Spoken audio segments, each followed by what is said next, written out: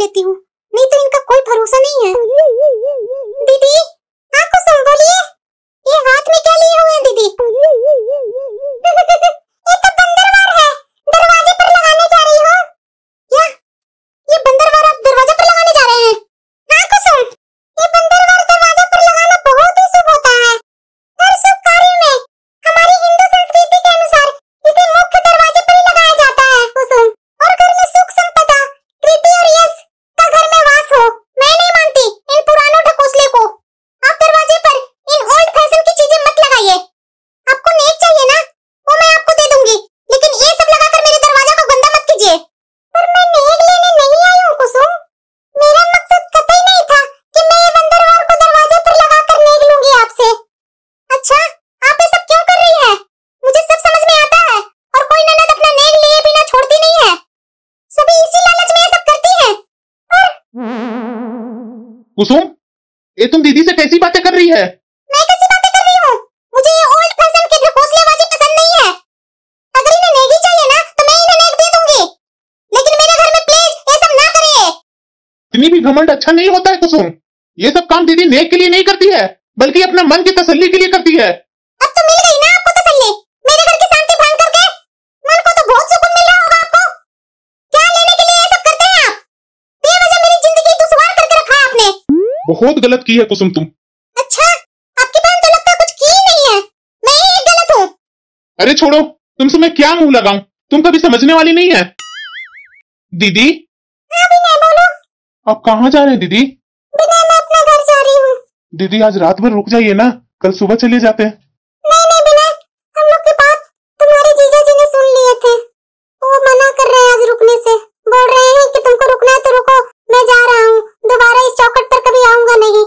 सो विनय, माफ करना भाई, मेरा मोह तो तुमसे कम नहीं होगा, लेकिन कोशिश करूंगी भाई कि मैं महीने में एक बार ही तुमसे मिलने आऊं। पहले के जैसा 15 दिन पर, 1 सप्ताह पर नहीं मिल सकूंगी भाई, क्योंकि कुसुम को भी अच्छा नहीं लगता है, और तुम्हारे जीजा जी इस बार ये सारी बातें सुन लिए ना, तो उन्हें बुरा लग रहा है। समय बीतने पर वो ठीक हो जाएंगे ना, तो फिर मैं आऊंगी विनय। दीदी, अगर उन्हें बुरा लगा है ना, तो मैं उनके सामने झुक जाऊंगा, उनसे कुसुम का किया हुआ गलती को माफी मांगूंगा। प्लीज दीदी, ऐसा मत करो दीदी, मुझे आपके बिना अच्छा नहीं लगता है। एक तो माँ और पापा समय से पहले चले गए, एक तुम ही तो एक सहारा है दीदी। तुम्ही को मैं देखता हूँ तो थोड़ा मन में सुकून आता है, लेकिन तुम भी इस घर को छोड़ने का बात कर रही है। मैं नहीं जी पाऊंगा दीदी। नहीं नहीं विनय, ऐसा मत बोलो, मैं तो तुम्हारे बिना जी पाऊंगी। अब पहले के जैसा नहीं तो 2 महीना पर, 1 महीना पर तुमसे मिलने आ ही जाऊंगी, तुम टेंशन मत ले। अभी मुझे जाने दे, समय के साथ सब ठीक हो जाएगा विनय, तुम टेंशन मत ले। मैं कैसे कुसुम को समझाऊं, वो समझने को तैयार ही नहीं है। चली गई आपकी बहन? आज क्या लेकर गई है आपकी बहन यहाँ से? दे दिए पैसे? तुम्हारी सोच कितनी खराब है कुसुम। तुम्हें ऐसा क्यों लगता है कि दीदी मेरे से पैसे लेने आती है, जबकि मेरे हाथ से 100 रुपया भी नहीं लेती है।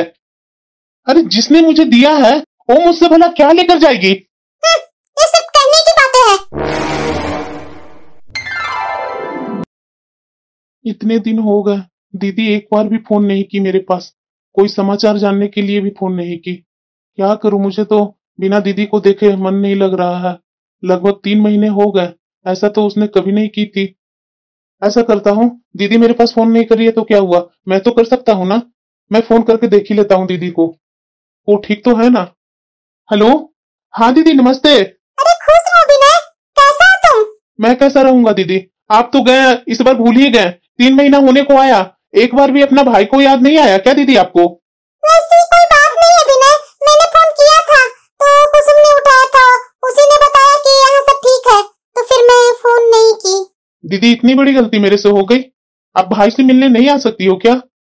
अरे नहीं विनय, ऐसा क्यों कर रहा है? मैं आऊंगी, टेंशन मत लो, 1 सप्ताह में मैं आऊंगी, तुम ठीक से रहना। ठीक है दीदी, मैं आपका वेट करूंगा। बात हो गई है तो खाना खाएंगे कि बात ही में लगे रहेंगे? हाँ हाँ भूख लगी है, खाना परोस दो कुसुम।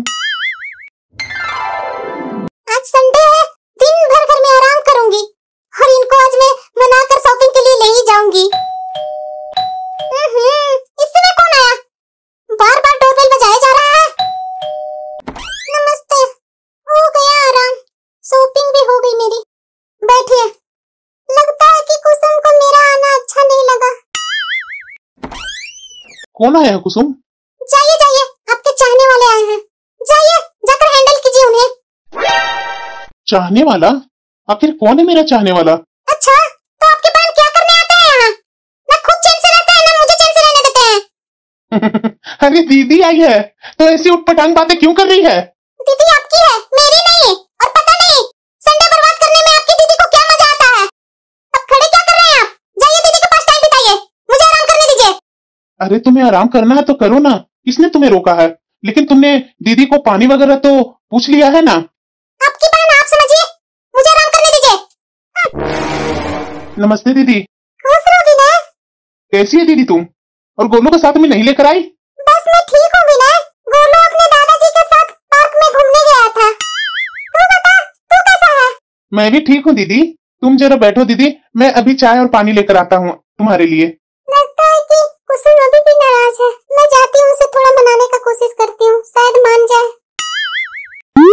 कुसुम, आपकी तबीयत तो ठीक है ना? बोले मेरी तबीयत क्यों खराब होगी?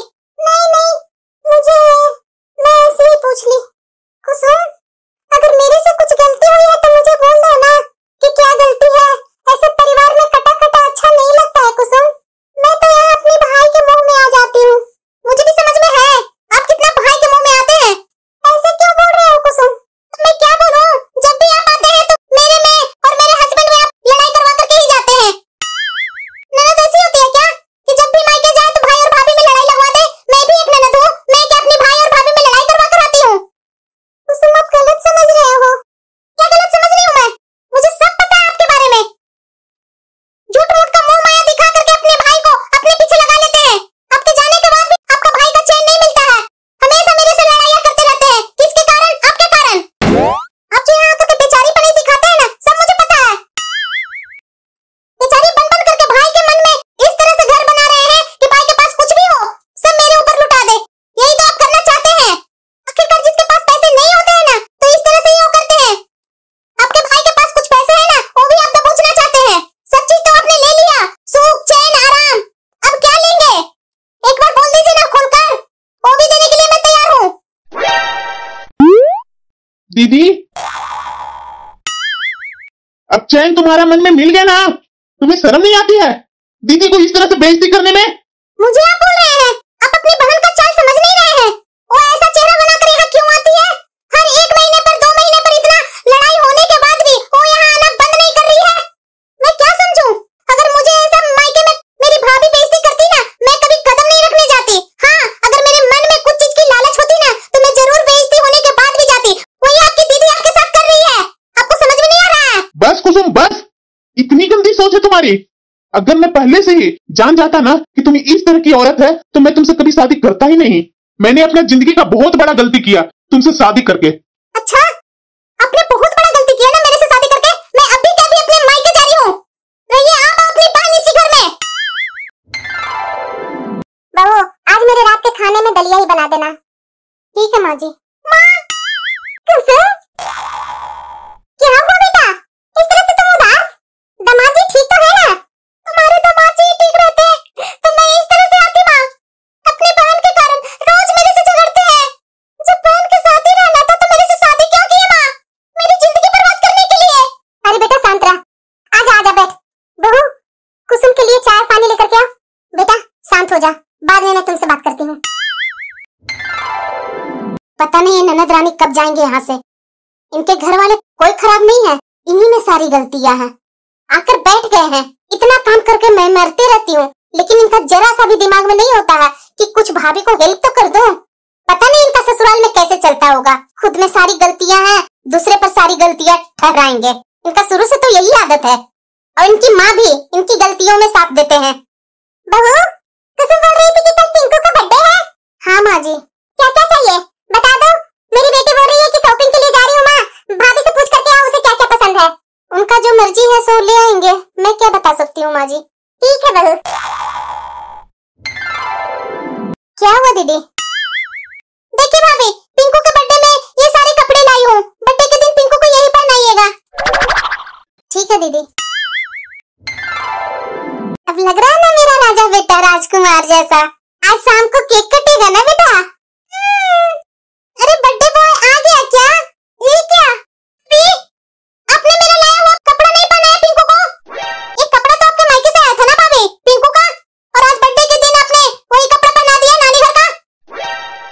हाँ दीदी, मेरी माँ ने बहुत शौक से ये ड्रेस लाया था पिंकू के लिए, इसीलिए मैं ये ड्रेस पहना दी। पर भाभी, मैंने भी तो अपना पसंद से पिंकू के लिए बहुत सुंदर ये ड्रेस लाई थी। क्या दीदी बात को बतंगड़ बना रहे हैं? माना कि आप अपनी पसंद से पिंकू के लिए ड्रेस खरीद कर लेकर आए, लेकिन सबसे अच्छा तो मेरी माँ का ही ड्रेस लगा, इसलिए मैंने पिंकू को पहना दी। अच्छा, मैं समझ गई कि शायद पहला बर्थडे है, इसलिए आप अपना नेक लेना चाह रहे होंगे। उसकी टेंशन मत लीजिए दीदी, मैं आपकी नेक दे दूंगी। मैं ये सब कुछ नेक के लिए नहीं की थी। अरे क्या बात कर रहे हैं दीदी, इस तरह से नौटंकी तो नंदन नेक के लिए ही करती है। मम्मा मैं जा रहा हूँ खेलने। हाँ बेटा, अच्छे से खेलना, चोट ना लगे। और हाँ दीदी, मैं तो बराबर नोटिस की हूँ आपको कि कुछ न कुछ घर में होता है ना फंक्शन, उस समय आप आ ही जाते हैं, और वो भी बिना बुलाए। दीदी मेरे पास काफी काम है, आपके जैसे खाली बैठी नहीं हूँ, सो मैं जा रही हूँ अपने बेटे को बर्थडे का तैयारी करने। सही कहा गया